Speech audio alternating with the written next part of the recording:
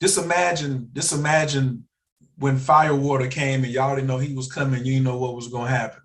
That's y'all, that's the type of premises coming on here today, right? This is the type of caliber that I'm bringing in today. So recently, Ramadan started, right? And I called one of my homies who did not answer the phone. And then I called one of my other homies, he answered the phone. And both of these brothers have a deep initiated background in Sufism, right? It's not regular Islam or Nation of Islam or the Shiites or the Orthodox. No. These cats really get down with the magic, right? And I wanted to talk to somebody about Ramadan because I'm afraid of vain fasting. Because some people was like, oh man, come on, you can fast with us. Come on, you can do it. But I was like, I don't think you really understand. I wanted to make sure I wasn't fasting in vain. Because you can fast in vain and just be like, it's the spiritual side of fasting, not the physical side of fasting. And talking to the other brother was like, hey, what about zakat versus shukur? Shukur is charity. Zakat is generosity. And he told me the difference between charity and generosity, right? So today I'm minding my business. This was like a couple of weeks ago. No, it just started, so it was last week. So today, the first brother who I called, who's steeped in the Sufi tradition, hit me back.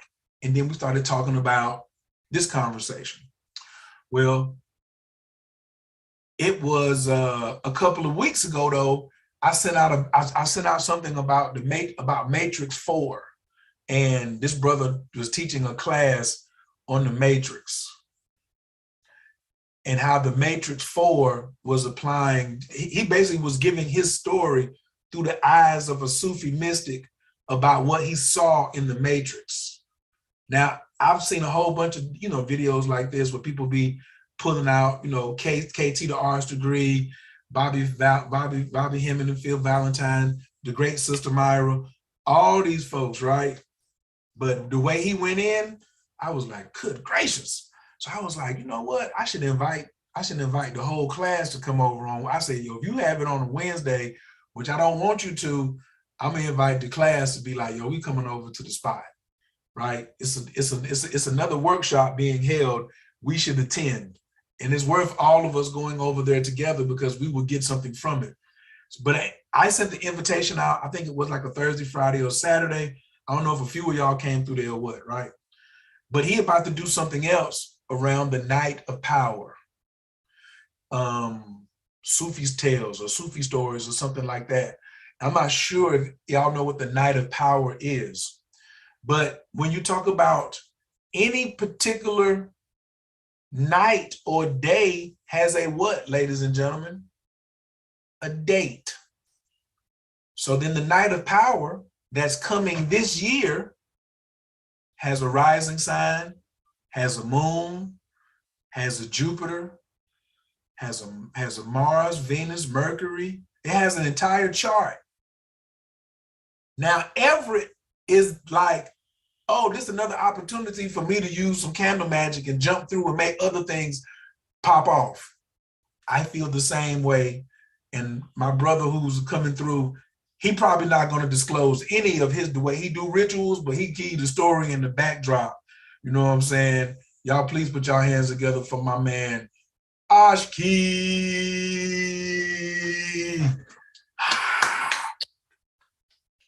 Hey. Woo! Peace to the gods. Woo! Yeah!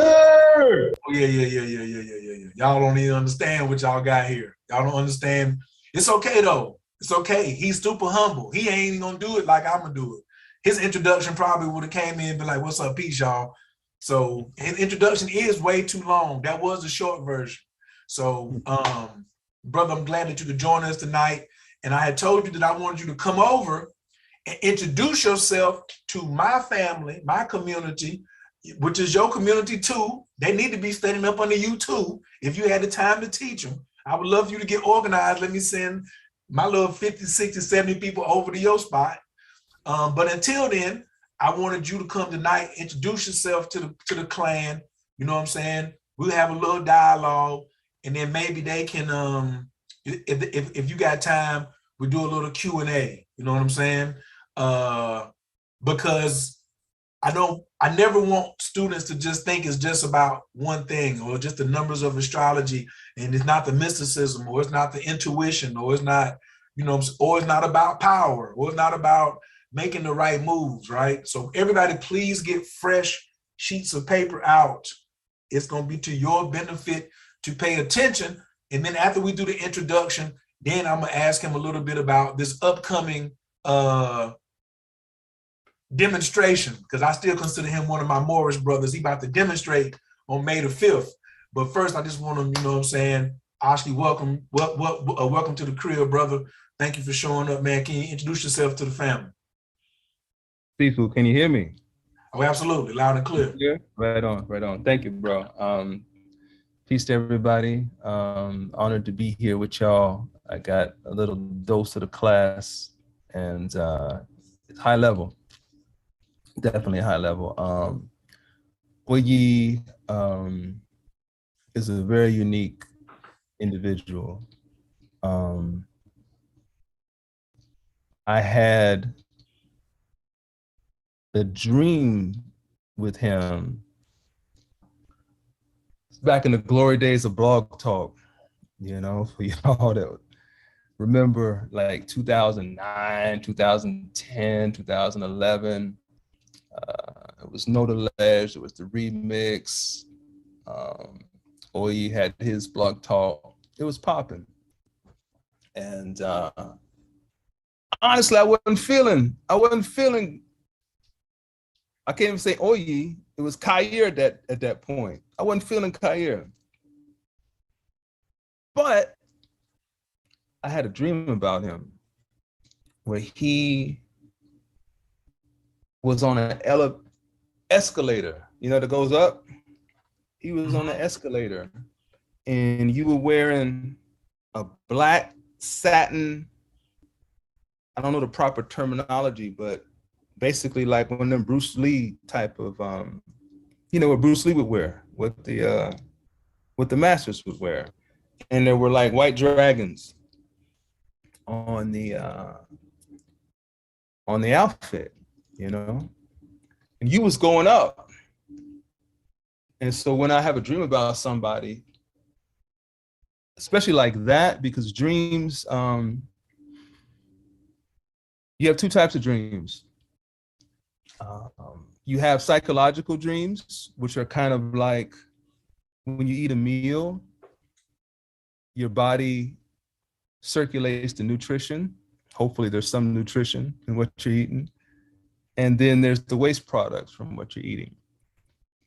So every experience we have, the mind has to digest it.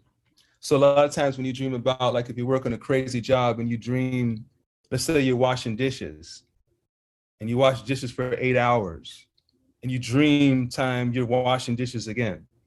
That's like taking a psychic defecation, basically, to get that out of your system.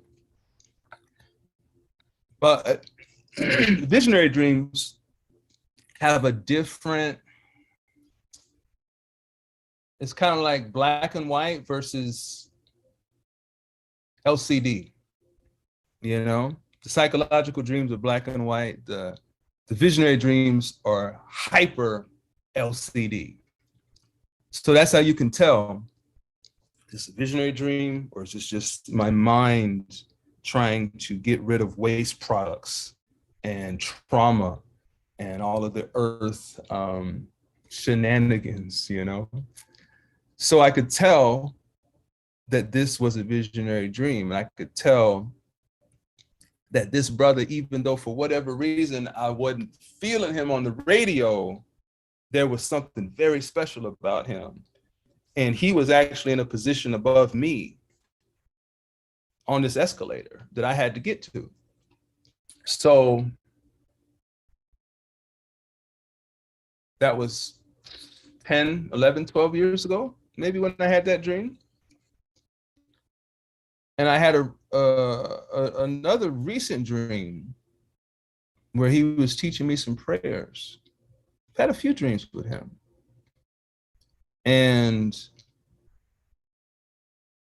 there's no one else that I know on kind of like a friendship level, because he's definitely my friend and my brother, that I dream about in a guide who gives me guidance in the dream time. So I know I was asked to introduce myself, but I'm introducing myself, hailing up y'all instructor, you know what I mean? Because he's a very special brother, and I definitely learned just from the little bit I got from the class, you know, I was learning as well, you know, so yeah, y'all in the right place, right time. I don't know what to say about myself, honestly. It's all good. It's all good. I'm just another brother out here, you know what I mean? Yeah. Right. Whatever. I ain't even gonna do no name dropping. I'm gonna just get into I'm gonna go back a little bit, and without recapping the Matrix 4, why did you feel so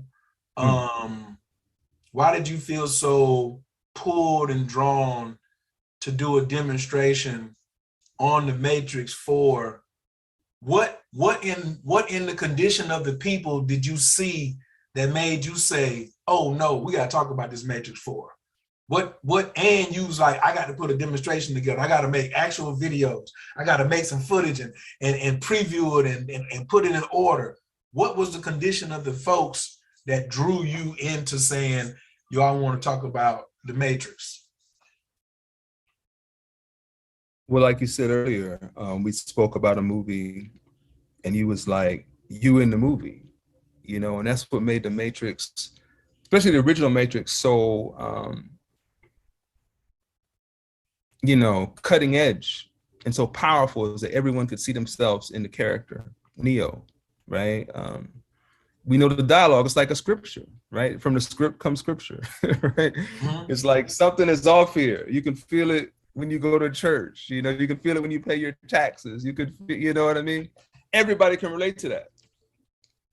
And so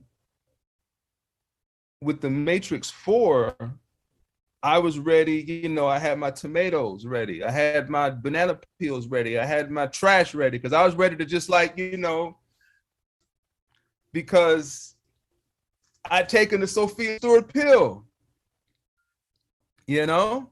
I took the Sophia Stewart pill, which is part of our trauma, right? Talk about it. Talk about the pill. Talk about the Sophia Stewart pill.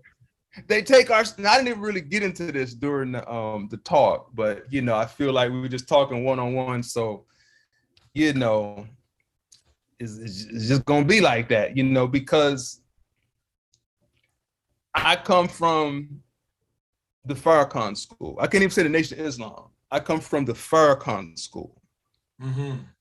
And I'm a storyteller, so I just tell a quick story. Henry Louis Gates, who many of y'all know, big man in the world, right? He did we call it a hatchet job on Minister Farrakhan. Went to his house, the minister, I've met the minister. That's one reason why I love him so much, because I met him. He counseled me way back in 1996. And he treated me like gold. And I know if he met any one of you, he'd treat you the same way. I mean, he's really a thorough brother. I don't care what nobody's saying. I know. And so Henry Louis Gates experienced that as well. He even got a massage from the minister in his home. What? It was in the article. But it was, you know, when people write these articles, the editors be like, okay, we need a little bit of this. Like the brother Man and Marable that did the last Malcolm X book, right? They was like, oh, we need to put something in here. So he inserted that Malcolm X was a gay gigolo.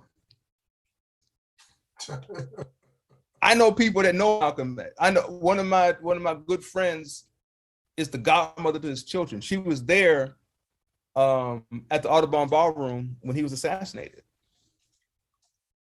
Malcolm, I don't care who anybody loves, who anybody sleeps with. It's none of my business. You do what you do what you got to do. But Malcolm X had zero homosexuality in him, zero. But to get the book published, to get his check, he needed to put that in there.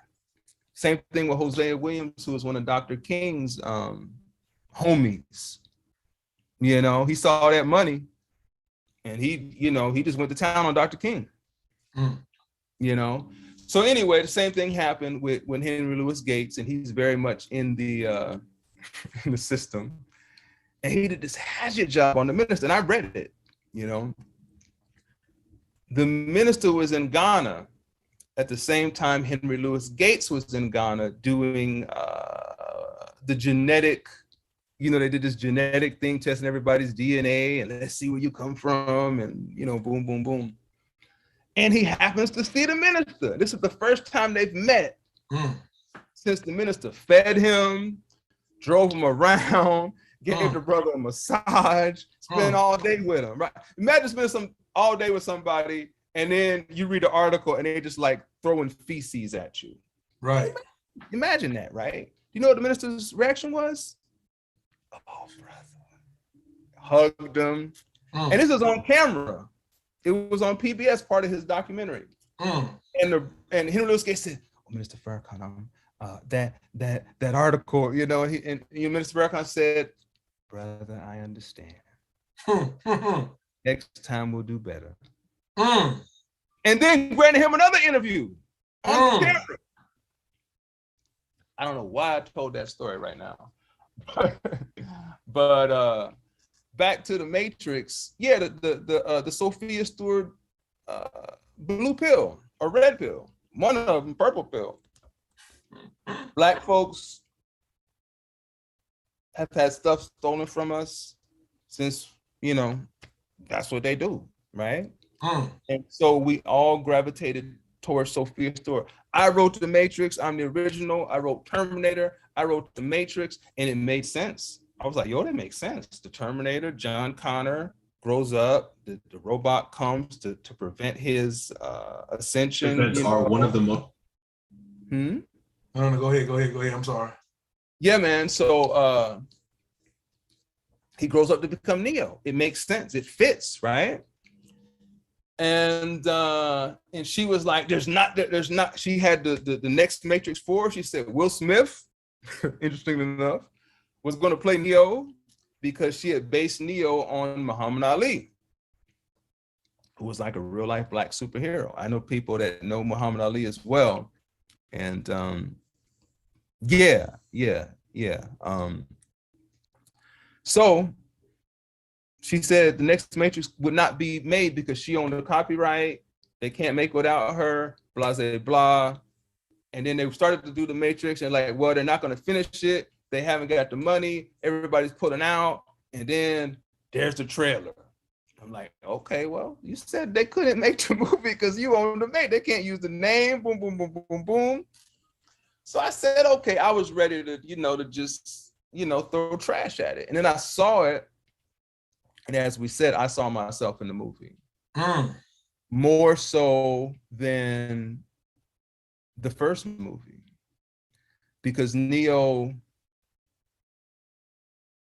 never felt he was the one.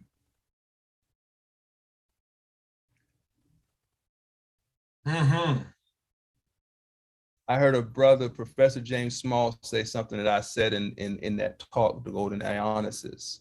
And I was so happy to hear him say it because, I'm glad to get some backup. Neo plus Trinity equaled the one. He couldn't be the one by himself. Shiva without Shakti is a corpse. Muhammad said, half of faith is marriage. So he was incomplete until Trinity came into her full power. So since then, Sophia Stewart's been like, oh, it's a transgender movie because they made Trinity a man. They ain't made Trinity a man. It's a Nazi feminist movie because Trinity is now the one instead of Neo. Now everybody missed the boat. And it's true. The Wachowski brothers is Wachowski sisters now. And I was ready to hate on it until I saw myself in the movie. And there was a lot of science in that movie that people missed. And I heard a lot of people I respect just saying, oh, it's trash, it's boom, boom, boom, boom, boom. But I'm like, no, it's very interesting that the people that need it the most can't see it.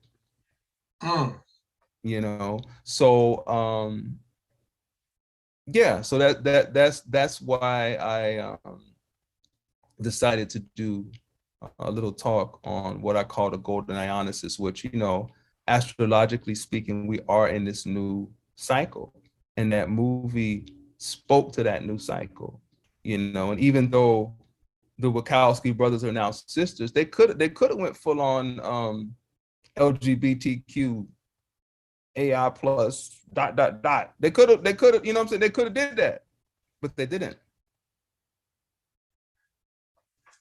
Neo Trinity equals the one.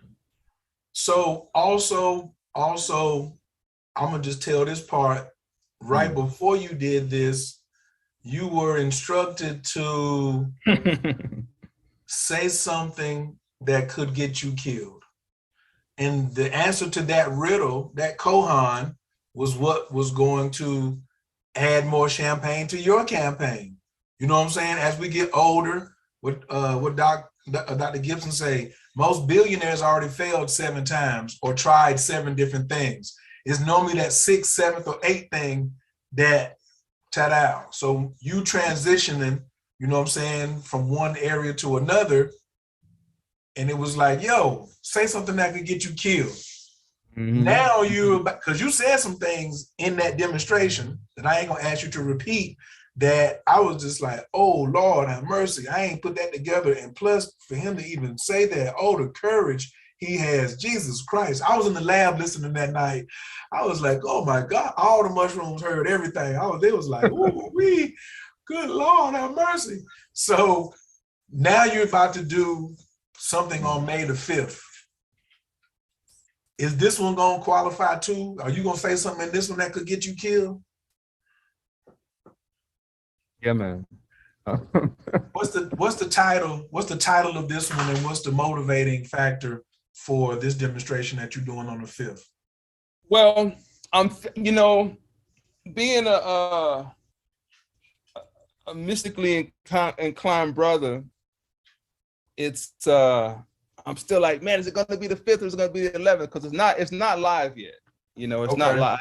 I haven't got like the green light to go all the way live with it, you know. Okay. But it'll either be the May 5th or the May 11th. And Sufi Tales of Power will be the theme.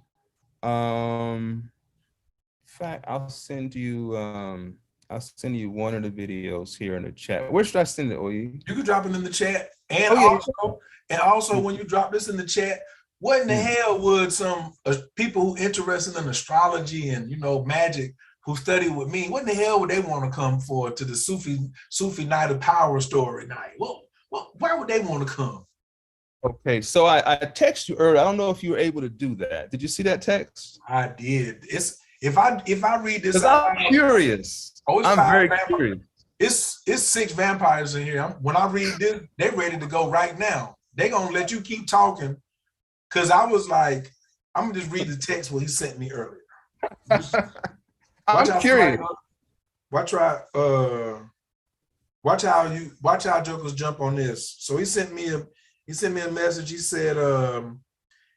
said, I would like to know the astrological science behind the Quran. It was revealed April 27th on the year 610. But I don't know if there's any software that can go back to 610. Back that far, right. However, there's some jokers that's already typing, their fingers is already moving right now, and they're trying to find a chart that would be able to go April 27th, year 610. And then if it's not a chart, we probably could hand draw it. I could hand draw it if I get an ephemeris that goes back to that century. So if you can't find software that does it, students, because I know y'all looking, look for an ephemeris. Look for a 7th century ephemeris. So they You know what we'll have to do, OYI? Someone will have to take a trip on that, man. You know what I mean? Because as I say that, it's actually not April 27th because it moves every year. Okay. And so, but this year, the anniversary, what they call the Night of Power, falls on April 27th. Okay. So you'd have to go, like, sometime Ramadan is in winter, sometimes it's in, you know, it changes from year to year. Mm-hmm. So listening to you reread that back to me, that's not a set date, especially when you're going back 1400 years, you know what I mean? So we can look, I mean, we can still get a lot of information around that 2 or 3 day period. You know what I'm saying? So, well, it's interesting because, you know, Ramadan, I mean, in all full transparency, I'm not fasting for the month of Ramadan. I honestly haven't fasted, goodness, Ramadan in a very long time. But what I am doing, I'm feasting. In the Muslim world, people fast, and it's very different when you grew up doing it and your mother did it and your father did it and your grandmother did it, you know, and then they feast. I mean, they go bananas, you know, eating, you know, all night, especially like over there in the Middle East. But I'm feasting on my Sufi teacher's wisdom, preparation for this talk. What the Night of Power is, you know, as you very eloquently stated, like, yo, the best example, if you saw it, did you see Kyrie Irving? What he said in his interview after he dropped 34 on them boys' head? Yeah, man, he's not a Muslim. But as you said, he's tapped into that current and that frequency, right? And so it's like, basically said it wasn't me, it was God. That's what he said. He said, when God, I come out here, I'm displaying what God has given to me. And this man was, you know, really, sorry, Kaepernick. He's the closest thing we've seen in the vein of Muhammad Ali since Muhammad Ali. He didn't go to jail. But what other athletes spoke out against getting shot? What other musicians spoke out against getting shot? What other person of his stature spoke out against getting shot? Nobody. He sat down. He lost hundreds of thousands of dollars. Has people, Stephen A. Smith and all of his ilk, you know, throwing feces at him. He sat down, he's like, I'm good. I ain't doing that. I ain't got nothing against nobody that does, but I'm not doing that. And then when he's finally able to come back, he's shutting it down and fasting. Kissing off the glass on Kevin Love, yes. Come on, man. And running the break out here, just pushing, Come on, man. Come on, man. I mean, look at the brother, man. It's beautiful. Number 11. You know, it's beautiful. So what the Night of Power is, you hear a lot about Ramadan, but you don't hear a lot, at least I don't hear a lot, about what the Night of Power is. Why do people fast? The Night of Power is the night the Holy Quran was revealed to Muhammad, sallallahu wasallam, as the Muslims would say. I don't define myself as a Muslim. I don't define myself. I'm undefinable. You know? But I have come through Islamic traditions, and I've been initiated in Sufi orders that have yielded me a profound awe and respect for the Quran. Now, what is the Quran? One of my teachers, I wish I had one of his books around here, Lex Hickson. I got one of his books in 1999. It was $19. I began reading this book. It's called Adam from the Son of Knowledge. That's him. I call him my grandpa. That's how close I feel to him. And he was a white man from Pasadena, California. He left his body in 1995. He was only 53 too. I just saw that. Very young. He was extremely unique in that his prime spiritual root, you see this book on the bottom, Great Swan, was Sri Ramakrishna, who was an avatar, a direct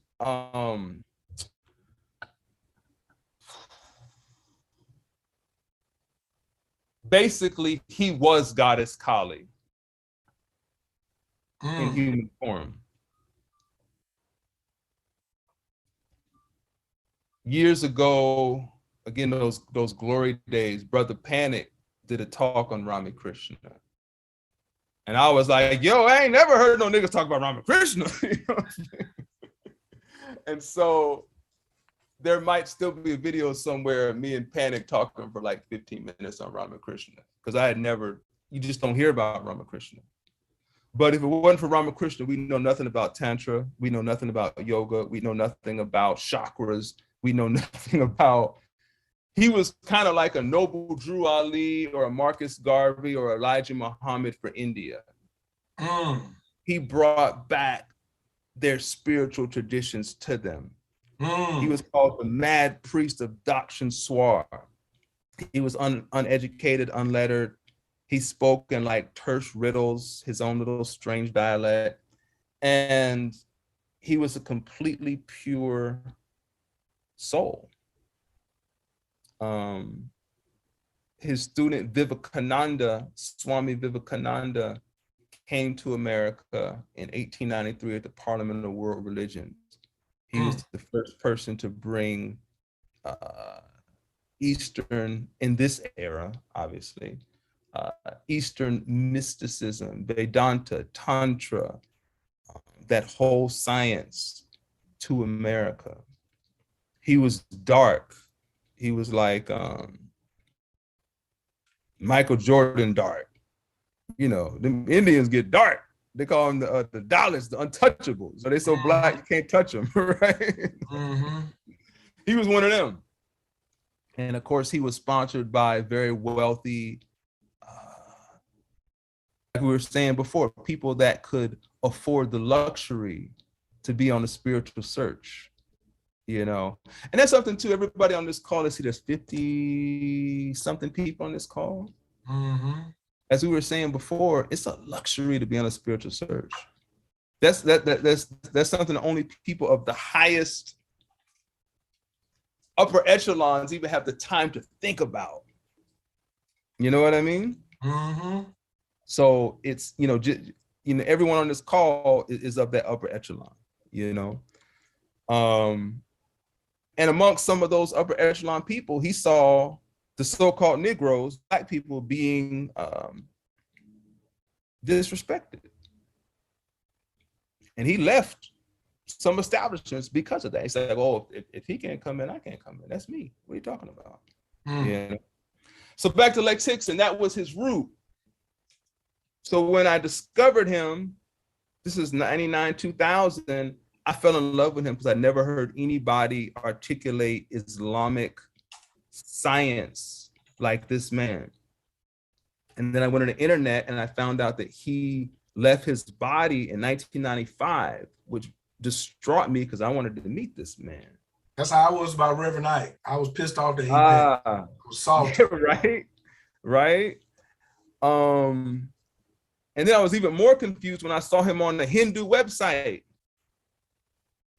And I'm like, wait a minute, this great Sufi Islamic, holy man is dead and he died a Hindu? What?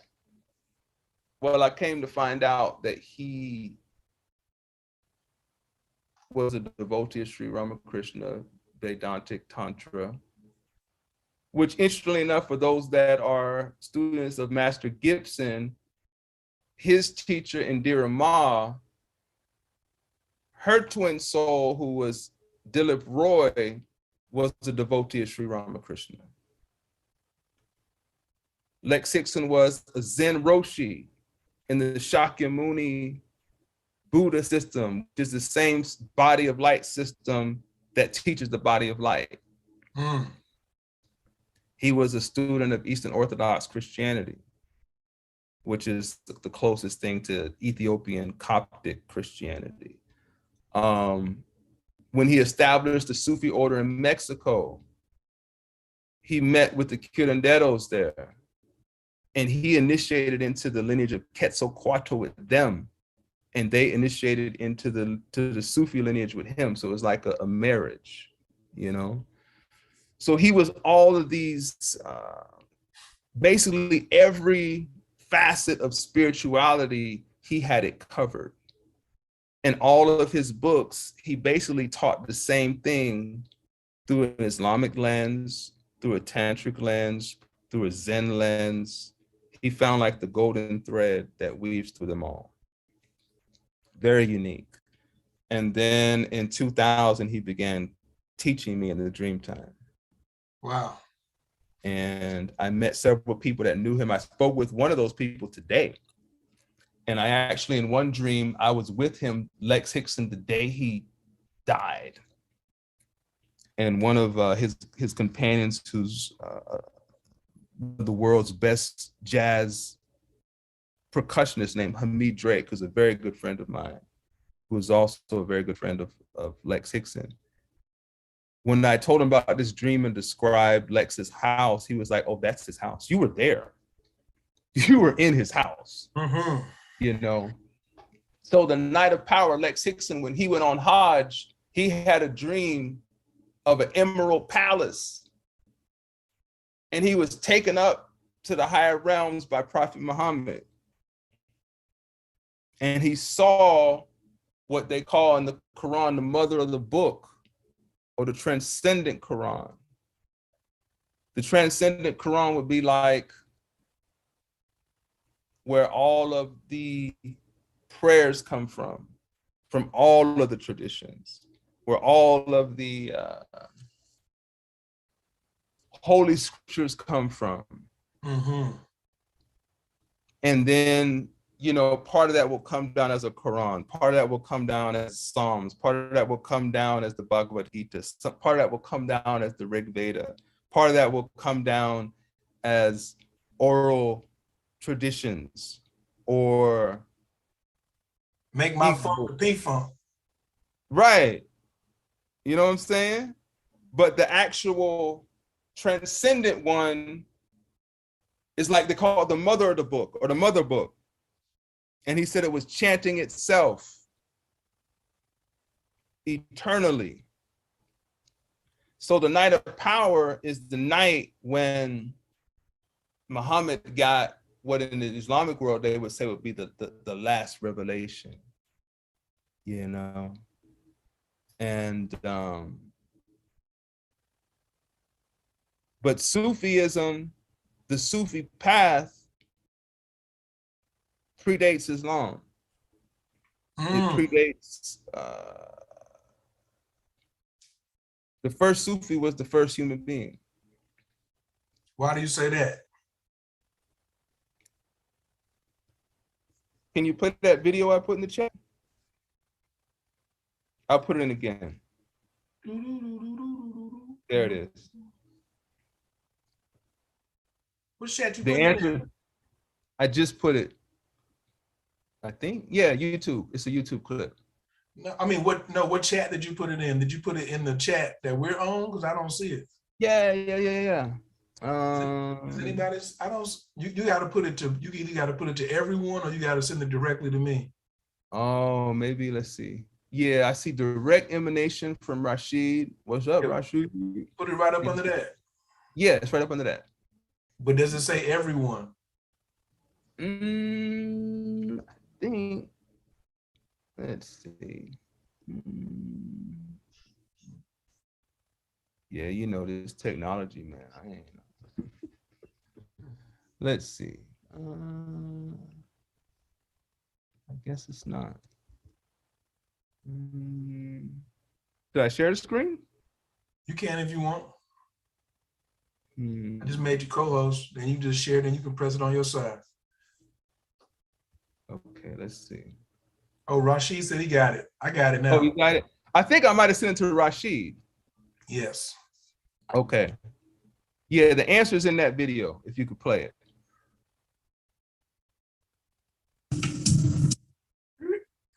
Un momento. That there.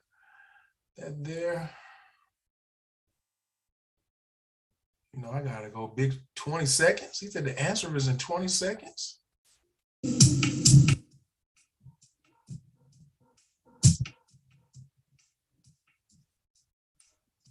So this is the dervish. This is the most famous symbol for Sufism, right?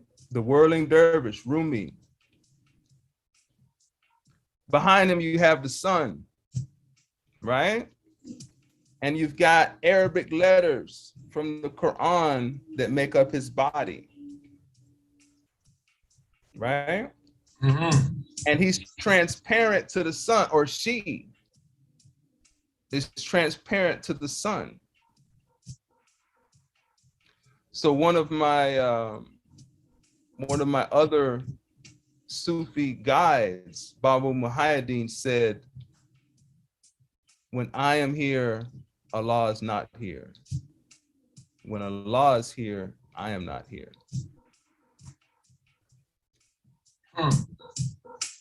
So with these mysteries, the central, the shahada of the Muslims is the zikr of the Sufis, la ilaha illallah, right?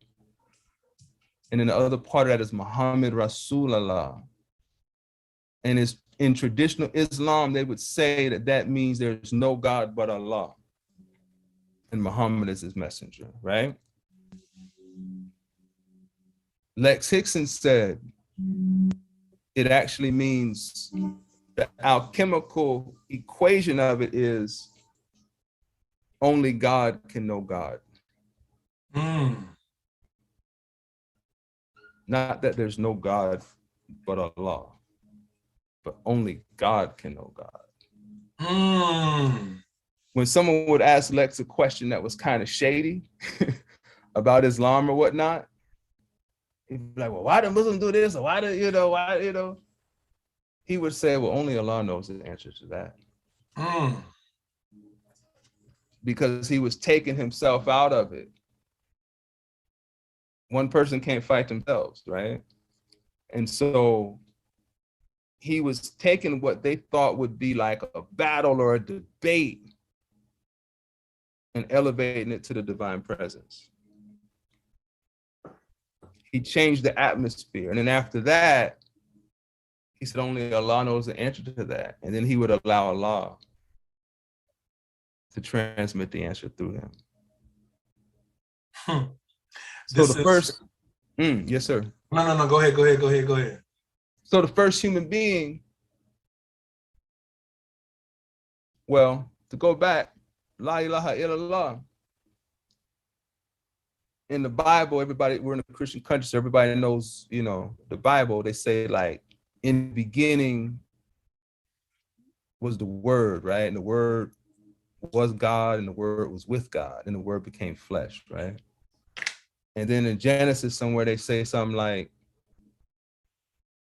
darkness was on the face of the deep, you know, all this dramatic, you know, and God said, let there be light. And there was light, and it was good, you know? And that was like the first creation, right? Yeah. So in Islamic world, they say Allah was a hidden treasure and desired to be known. I desire to be known. I desire to be loved, and I desire to love. So in the Sufi world, they say that let there be light. The first light was Nur Muhammad.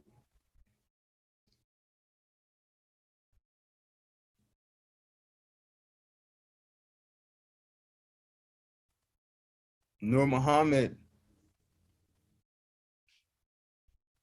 was the first act of magic, the first creation, the first lover of God.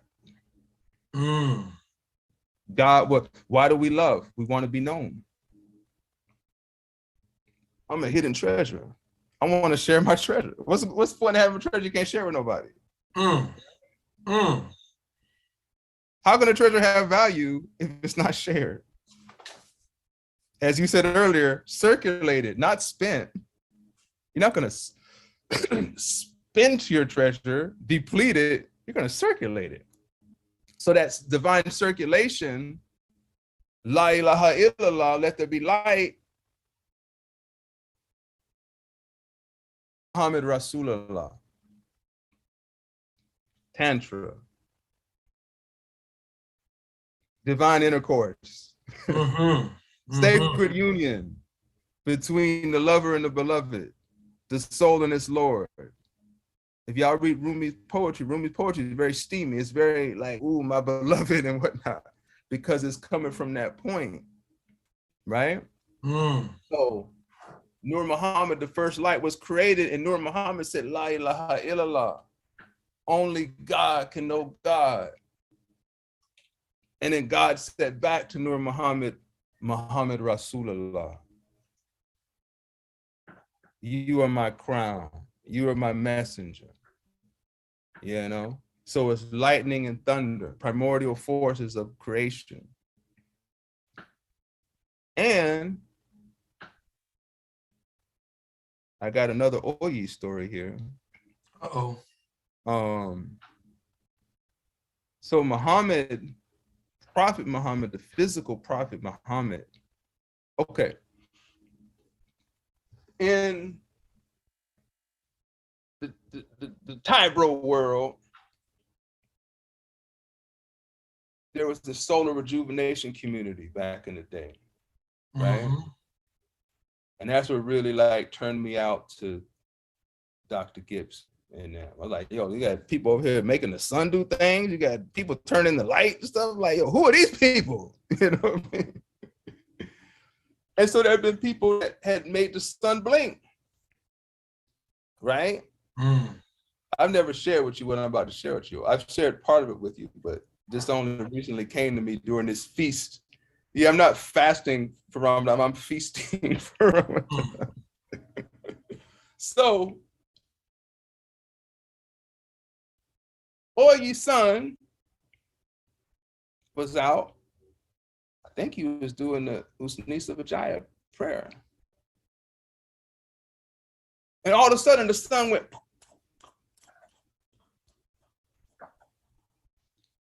He was like, did y'all see that? You weren't trying to make the sun blink. You're just minding your business. Minding my business. Right? And you're like, did y'all see that? And it was just. And you started crying, man. Tears of gratitude. I remember that. And you started saying this prayer, you know, and thanks. And then after that, now you weren't the first person to document a sun blinking, were you? No. But you were the first person to have the right response. Mm. And then you became the first divine conscious soul.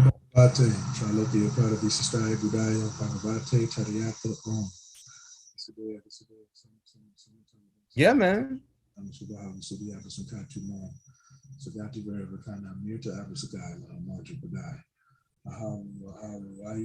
Just in case y'all say, well, he must be joking. There's no way that this man's son was just blinking and he was on a Facebook Live. Okay. I didn't even, somebody else downloaded this and sent this to me. Mm-hmm. But go ahead. You said I was the first one who had the proper response. You had the proper response, so you were communicating back to it with gratitude, with an offering, right? A prayer is an offering. So you were blinking back to it in your own way. So there's been a lot of messengers. There's been a lot of people that have been tasked to guide humanity from a dog state back into the God state. But Muhammad was the first one to blink back. La ilaha illallah, to the creator. So he represented that Nur Muhammad. But that Nur Muhammad is in all of us. So he opened the way, you know? So that's the power of this time, is that this Ramadan time is when that first transmission, that first lightning bolt struck his heart. And he began, I saw this one brother was talking about Prophet Muhammad was the illest rapper ever. Because he got billions of people reciting his rhymes, 14 centuries. And it's poetry, right. You know? It's high poetry. But there's, you know, there's a religious understanding of it, which is they say like, yo, a child sees his mother in a certain light, right? The husband sees the mother in a whole other light that the child can't comprehend because it's a child, you know? So the Sufis, you know, it's like religious, and I don't mean to denigrate people in a religious understanding, because that's where they are. But to them, God is like a mother. To the Sufi, God is like a lover. And it's only God can know God. So the Sufi practices, any serious spiritual practice is to, just like the video I showed you, to do exactly that. To make you transparent to your divinity. Not vulnerable. Not vulnerable. Yes. Transparent to your divinity. Mm-hmm. Wow. Yeah, man. Wow, wow, wow, wow, wow, wow. So as soon as you get the date, whether it's gonna be on the 5th, you know what I mean, let me know. And yeah, I would. It's gonna be the 5th. Oh, hey, we're gonna. I'm gonna let the folks know. I got so much on it. Like I said, man, I could talk on this every month for like next 5 years and not repeat myself, and have good stuff to share. Does anybody have some comments, questions, and feedback for brother ASHKI before I let him go? He's giving us some of his time today, and or yeah, comments. It don't have to be a question. If you pull something out of the message, Oh, well, I want you to go ahead and share that other piece too before the Q&A, before the hands start raising, about what the brother told you today about joy. Yeah, man. This was a student of Bawa Muhyiddin. If you Google Bawa, M-U-H-A, it'll come up. It's one of them long syllable words, but you'll see one of the most beautiful souls you could ever possibly see. What's his name? Baba what? Bawa, let's see, let me see. Oh, Bawa. Bawa. Let me, you know what? There it is. Okay. I got my correct chat here. Oh, you found it? Okay, cool. I mean, but if you're gonna put something in the chat, then we can pop it off. I'm just going by memory. I might have a letter or two off. Is this it right? That's him. Yeah, that's him. So Bawa was found in the jungles of Ceylon in Sri Lanka, I think in the 1930s.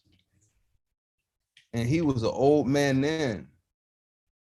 And he was just in the jungle, just all lit up. You know what I mean? Nobody knows when he was born, where he came from. And a group of seekers formed around him. And an ashram founder, just spontaneously, as I said earlier, I got to give the context to which this statement was made. You know what I mean? So his ashram was equal parts Hindus and equal part Muslim. You can't get Hindus and Muslims to agree on nothing, But Bawa, he wasn't he was just taught, he just popped out of heaven. He didn't really teach from the Quran, he didn't really teach from the Vedas, he didn't really teach from the Puranas or the Bhagavad Gita. He just spoke from the heart. And he spoke like this. I told my beloved over there yesterday, I said, Bawa was kind of like a real life Baby Yoda. And you got the Baby Yoda shirt on, right? He would talk, he'd be like, huh? You know what I mean? He was just like an adorable human being, right? Adorable. Like, if you look at Bawa and don't fall in love, something wrong with you. I mean, really. You may not be a living soul. You might be one of these clones or something, Yeah. But yeah, man, this community formed around him, and then a group of Americans stumbled upon him and invited him to Philadelphia. And he eventually relocated to Philadelphia. And I think he was there from maybe the late 70s in 1986. And this man I was speaking with, I think, was one of his sponsors that brought him to Philadelphia.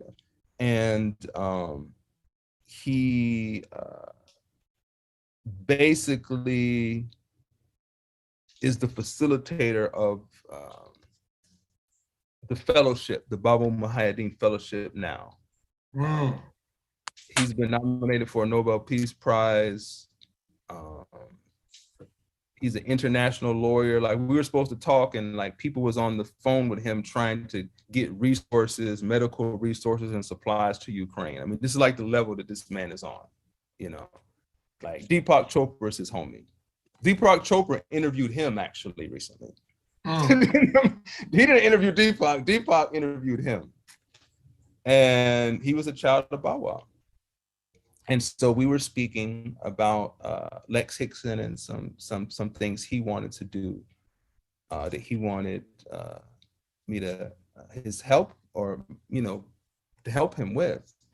And he said that joy. Sleep like this, or did you put this on the bed before you left for work? It's all good. Go ahead. Yeah, man. Paraphrasing, joy is the pursuit of joy is vanity. you should pursue your duty and your purpose, and joy will spontaneously appear in your life. But we're not to pursue joy. The Sufi would say joy is to pursue us. Through, again, good thoughts, good words, good actions. Joy will pursue you. Right? Right. Yeah, Right. man. Yeah, I want joy to follow me. I just dropped ASHKI's Cash App on there. I need everybody to put a little something, something for the man's time coming through and speaking to your subconscious. It ain't like you don't need it. But, Where you got my Cash App? oh, don't worry, they see it. They see it in the chat. And I'm gonna post it a couple more times. You know what I'm saying? Your phone should be hitting here in a second. You know what I mean? Don't worry about how I got it. You know what I'm saying? You said you was feasting. You know, you came over here and shared with from your teacher's cup. You know what I'm saying? So I appreciate it, man. Thank you. I'm gonna be there because I really wanted to know, you know, they really should get that replay of what you dropped on.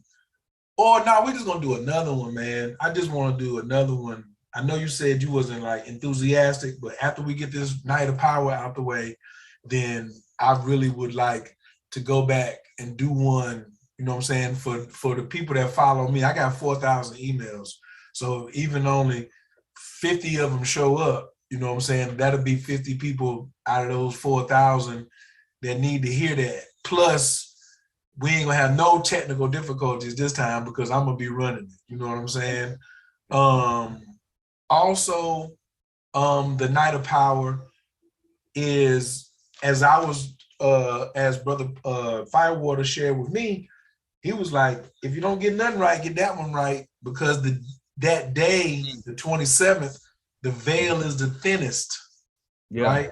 So a lot of people, this is why in this class, I can't do anything about the criminal, but I can educate the mark. So the con man's gonna always be here and telling you very general things, where I'm trying to give you very specific things and educate you so you'll know when to say the right word out of your mouth that everybody else is misusing. So if somebody says, oh, I'm going to speak it into existence. Well, if the veil is this damn wide, we don't give a damn what you spoke, just because you feeling it. When you want to speak things into existence, you need to pick a time when it's more suitable for that thing to come to fruition for you, right? So we talk about having your candles lit. Do you have a prayer memorized? Do you have some water on your altar? Are you burning these, are you burning your offerings on the regular? Well, what about as the veil gets thinner on the anniversary date of this Quran coming down, are you prepared? Not you, ASHKI, but I'm talking about my students. I'm talking about like, is anybody prepared for this, or are they gonna have Chris Rock slap Jada on the 26th? So y'all won't be paying attention now, because if Jada slapped Chris Rock, or if Jada slapped Chris Rock's wife, or if Jada slapped Chris Rock's brother, Tony, because Tony said on site with Chris, these jokers out here is just like, oh my God, let me see. But what did Kyrie Irving say today when he was talking about the fast? He was just like, man, I ain't alone in this. I ain't alone in this. I got millions of my brothers and sisters down with me, which started out as a small community. It didn't come down, the Quran didn't come down, hit Muhammad, and all of a sudden be the second largest religion on the planet. It didn't go like that. You know what I'm saying? It was a whole bunch of folks talking about, nigga, get out of here. I'm sure he had his share of jokers saying, nigga, get out of here. Even after his homeboys was like, nah, for real, son, for real. This is for real. It was still that same cat talking about, man, go on, get out of there with that. Don't let that be you, ladies and gentlemen. It wasn't no accident that y'all fell up in class tonight. that my brother look, Ace Dub talking about. So are you saying we're doing mushrooms on 5/27? It's 4/27, and that's not what I said. However, I cannot confirm nor deny whether you want to do some mushrooms on the 27th. You know, everybody here is grown, and everybody here also knows the basic steps of mushroom safety. If you want to go on and dip your foot in a little bit, that would be a good day. I wouldn't mind going in on a little light 3-5 myself. What day of the week is that on the 27th? You know, I may try that. Wednesday. It's a what? Wednesday. So the night of power is going to be on the night that we have class. That's what y'all saying. Yeah, man. Do y'all see what's going on? Because is anybody really paying attention that I have a class?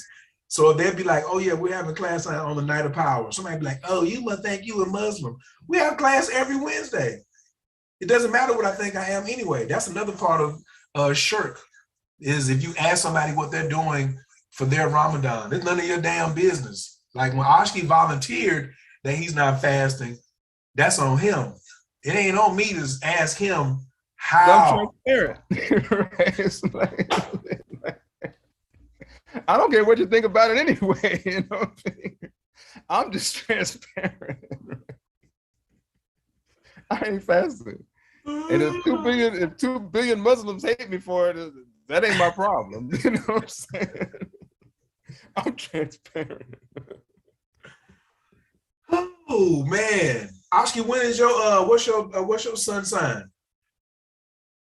Well, traditional it's Sagittarius, but I'm November 30th, so I'm actually Ophiuchus. I claim them both. Y'all hear that? He said he claiming both. My rising is Gemini.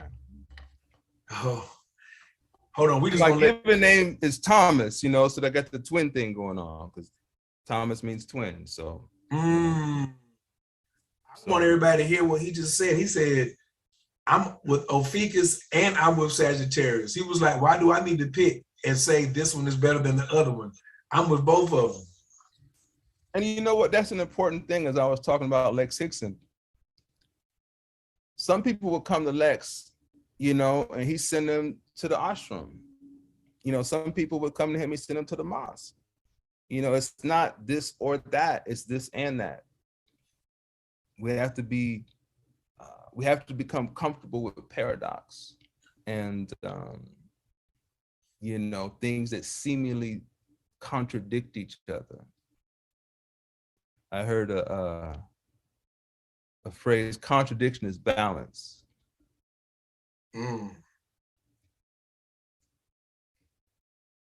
Yeah, man. Contradiction is balance. I have to think on that one right there. I'm not saying that it is. I'm just saying that that's a good, you know, because actually, you know, when people would ask Lex questions, you know, about, you know, seeming inconsistencies, let's say even within the Quran, he would say, again, only Allah knows. We have to become, maybe an even better way to say contradictions, balance is becoming comfortable with mystery. You know, you're not going to know everything. Everything isn't meant to be known. Damn. Woo! Everything is not meant to be known. Good gracious. Pay attention, everybody. Pay attention, pay attention, pay attention, pay attention. Because what is it that wants to know? What is it in you that wants to know? If only God can know God, then what is there to know? It's your human self that wants to know. Oh, I need to know that. I need to find it. And then, well, what are you going to do with it? Well, what you know now, what are you going to do with it? Right. I'm sitting here, Shorty sitting beside me, My phone ring at 10:30 at night. I answer the phone and say, I'll call you back, I'm busy. Shorty beside me talking about, who's that calling you? What you gonna do with it? And what, you ain't gonna do nothing with it. If I told you who was calling me at 10:30, it's my phone. I just got, you heard me tell them I'm busy, I call you back. Why you asking who calling my phone at 10:30? You ain't gonna do nothing with the information. That's the other thing that we are in now, is the other epidemic of mental masturbation. We just have so much mental masturbation going on. Like, but the mental clitoris is woe out, and the mental phallic symbol is erectile dysfunction like a mug, because you don't wore it out from all this masturbation. You know what I'm saying? It ain't sensitive no more. It's been desensitized. There we go. Over mental masturbation will lead to desensitized thinking. Now you be out here thinking Will Smith really slapped this dude and they really got beef and whatever. When it don't matter. It doesn't matter. It doesn't matter. So what if he slapped him or if he didn't? What you gonna do with the information? Are you fasting? Are you feasting? Are you serving? Are you suffering? Are you standing in your truth? Are you associating with the caliber of people that where you want to be? Or you out here talking about somebody else's, you know what I'm saying, looking at all these other stars all the time. You're always getting caught up in these other people that you don't know. But the only thing you know is Chris Rock said, we just made history tonight on the largest stage ever in Hollyweird, not Hollywood. So here at the Inner Magic Academy, we don't do weird things here. We do the woo-woo things. We do Jedi training. So when you get somewhere, your practices can pay off for you. That's what I'm hoping. You know, I was sitting there thinking about my birthday trip, and I was just like, man, this is one of the most spiritual places I ever been. I ain't never been this far away from home. I hope my practices don't let me down. When my practices show, when I show up, well, they're only going to show up to the extent that I've been practicing them. So I can't try to get nervous now. That's why I say when people be trying to do emergency magic, oh Lord, my rent is due. My rent is due. I need to do this ritual to get my rent. You ain't been doing nothing the whole time. You might as well just go on back to church, man. You might as well go on back to church and get down with the Jesus piece and be like, oh, well, I can just live my whole life like a crazy sinner. And then on the last day, I can just be like, forgive it all, Maya. Don't worry about it. My heart is light. Even though I was robbing and stealing from everybody. It don't work like that, you know? That's pretty much the gist of what this class is about, is trying to deprogram folks from, you know, the blue Kool-Aid we've been drinking, you know, all the Kool-Aids we've been drinking, and drink some good water, some mama agua, as Chief Nighthawk calls her. If y'all ain't got no Q&A, y'all ain't got nothing for the brother, I'm gonna go ahead and let you go, King. I appreciate it. You can still stay now. I'm gonna just go ahead and just jump back into class and give them 20, 30 minutes and see what they're talking about. And then we gonna see what's popping. I appreciate you, Lord. I appreciate you. I think it was Rashid possibly asked where they could purchase the replay of the Matrix talk. Oh, that's an excellent question. That's an excellent question. I'm trying to think if that one's even the last one I did is available for replay, but that wasn't the Matrix talk. That was yeah, the Matrix talk is in the ethers. It's not available for replay. But the last talk I did. That's why I say we gotta do another one, man, because that thing was fire. You know, that thing was so fire. Really? What? Y'all need a Trinio and Trinio. Oh, Trinity no, and Trinio again. Man, I don't think 3 people came from my class that need, and the whole time I was like, well, it's too late for me now because you was already on the roll. Because you was in there teaching, trying to DJ, do technical, right. Overcome technical obstacles and all that. Right. I was just like, man, I would have made this so much smoother, but it's okay. ain't used to me telling nobody because they had to catch it from the beginning to catch the whole piece that you was put together. You know what I'm saying? Like, well, if the people want it, I'll give it to them. oh nah, it's trust me, we're gonna make that happen. Rich said what book do you recommend by Lex Hickson to see the relationship between all ways of life and belief systems? His first book was called Coming Home, and that kind of gives kind of a overview of many different belief systems.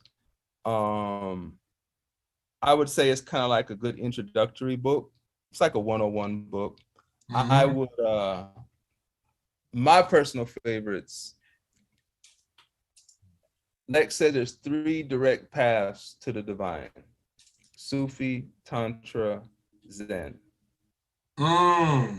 His penultimate Sufi book is Adam from the Sun of Knowledge. Adam from the Sun of Knowledge.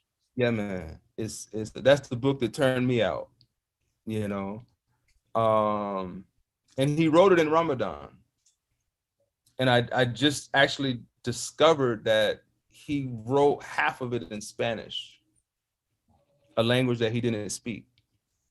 Oh, Atom, A-T-O-M. Atom from the Sun of Knowledge. Yep. Like an atom bomb, you know? So on the Islamic side, Adam from the Sun of Knowledge. On the Zen side, the last book he put out, Living Buddha Zen. He was a Zen Roshi. And actually it's interesting because that book talks about what happens when a master transmits his power to a student.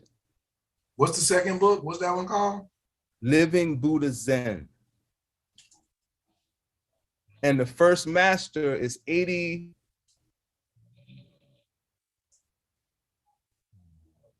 I want to say it's 82 masters that he profiles, but the first master is Shakyamuni Booty. Booty Sooty. Vajaya. The first master he profiles is Shakyamuni Buddha, who is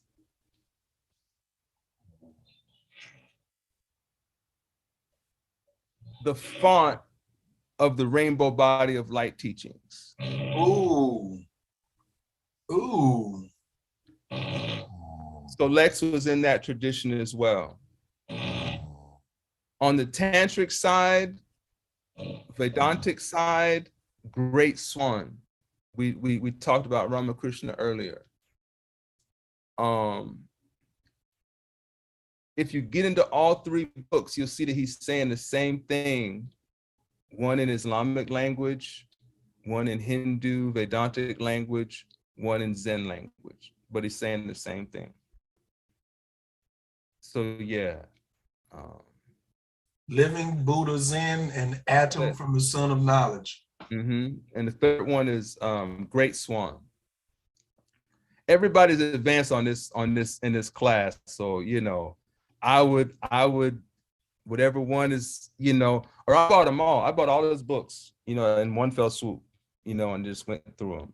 You know, he also has a beautiful book called Mother of the Universe, which is Tantric Hymns to Goddess Kali. There it is, the 3rd book down there. Yep. Which one? Mother of the Universe. There you go. That's another favorite of mine. Hymns to the Black Goddess. So all you Black goddesses out there, don't let it go to your head. But it's the worship of the Black Goddess. And Lex goes to lengths to explain that, yes, she is a Black goddess. Don't y'all worry about this one for $4. I already got it for y'all. There's some other ones out here that y'all could get too for $5, but I'm gonna go ahead and get this one off y'all's hand right now. There's some other ones. And the introduction he gives to it, amazing. I actually studied with, he founded an organization called SRV, Sarada Ramakrishna Vivekananda. And I studied for summer. That's how I got down to Kona, Hawaii with his homie, Bob Kindler. And I had some amazing experiences down there in Kona and in Portland and San Francisco, learning about Vedanta. It's some heavy stuff, man. Getting up at 3 a.m. to meditate for an hour, cross-legged, you know what I mean? Just, you know, all that good stuff, man, you know? So, yeah, man. So those are the books I recommend. Yeah. This is good. This is good. Y'all just getting a real little sample right here tonight. He was real easy on you. Y'all didn't want to ask no questions, so guess what? I'm gonna let him just ease on off. I ain't gonna stay on here too much longer. King, I love you. Salute Love y'all. Ancestors. You know what I'm saying?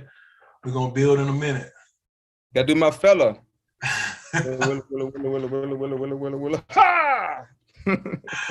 Big breaths. All right, peace.